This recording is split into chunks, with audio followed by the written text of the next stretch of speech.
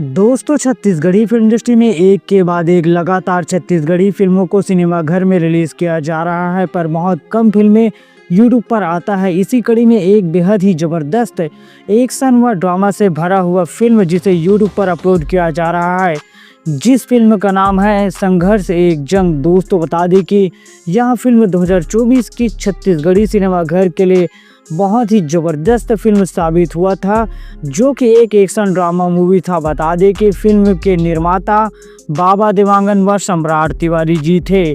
Film को direct किए थे रतन कुमार जी, जो कि बहुत ही ज़बरदस्त एक्शन ड्रामा मूवी साबित हुआ था छत्तीसगढ़ी सिनेमाघर के लिए।